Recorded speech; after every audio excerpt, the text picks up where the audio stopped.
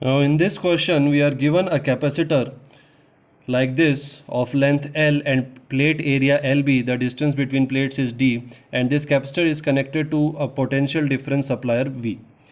Now in this capacitor a dielectric is inserted in this way.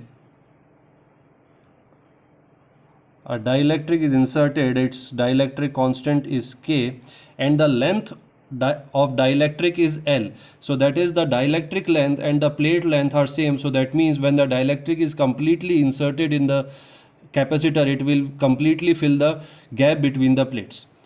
Now it is right now it is inserted up to a distance x, and then it is released. So this distance up to which it is inserted, this is equal to x, and after inserting it to distance x it is released. Now we have to show that the slab will execute periodic motion, and hence we have to find the time period of this motion. Now as we have already studied in previous videos that when the dielectric is inserted into between the plates of a charged capacitor, it will experience a force. Now here the force will be in this direction. So it will be, after releasing, the dielectric will itself move inside the capacitor plate. This force we can write force on the slab due to capacitor will be F. Now this will be equal to epsilon naught bv square upon 2d. We have already done this formula in previous video, into k minus 1. So this will be the force on the slab. Now we have already done that this force is a constant force. It does not change with the value of x. There is no term of x in it. So it is a constant force. Hence the acceleration produced by this force will also be constant. So we can write that also, that constant acceleration, let it be a, it will be equal to F upon m, where m is the mass of the dielectric, and this acceleration will be equal to epsilon naught bv square upon 2md into k minus 1. Now having done this, now we are given that after inserting to a distance x, it is then released. So after releasing, it starts, since we are releasing it, that means the velocity of the dielectric with which it will move inside the capacitor, it will start with 0. So we can assume that the dielectric starts from rest, so the initial velocity is 0. Now to completely fill the capacitor plate, it has to travel a distance of L minus x to completely fill the capacitor plate. So due to a kinetic energy that is gained by the slab, when it will go in this direction, it will overshoot in other direction. It will come out of here to up to same distance x. So it is inserted x here, then it will cover the entire capacitance, and then it will overshoot in this direction up to a distance x because of the kinetic energy. Now when as it overshoots in this direction, it will experience the same force F towards the inside of the capacitor. So after overshooting, the force will be in this direction.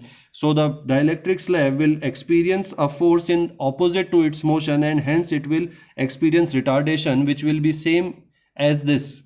The value of the retardation will be same as the acceleration, and it will come out, and at point x, when it is out of the capacitor by x distance, it will stop, and then again it will go inside the capacitor, and this process will keep repeating itself.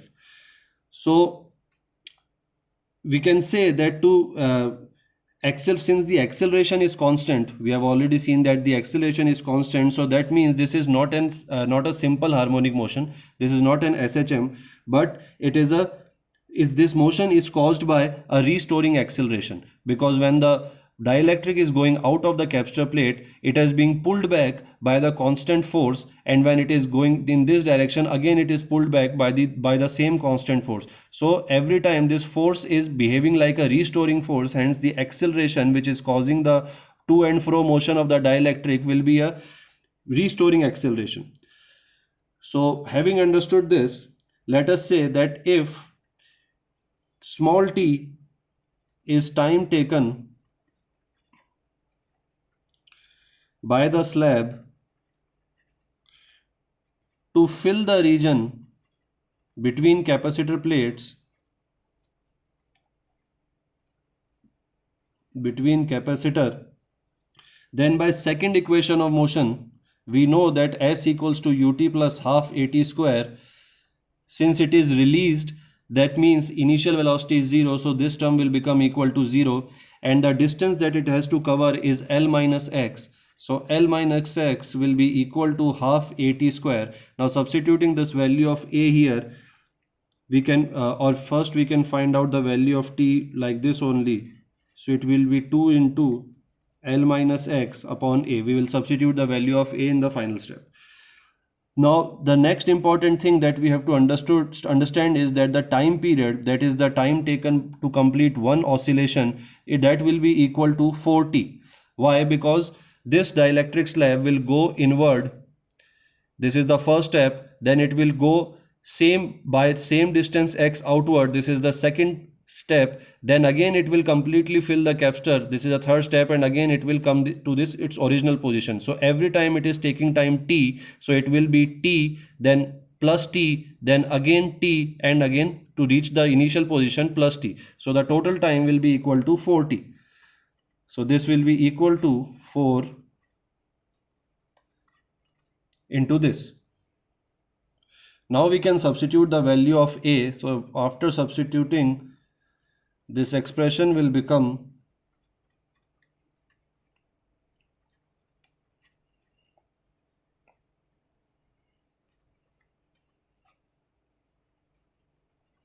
this. Now you can simplify the expression. We can take 2 into 2 outside, so it will be 8 will be outside. From denominator it is v square, so v can be taken outside, and the remaining terms will be md into L minus x divided by epsilon naught b into k minus 1, and this will be the required answer to this question.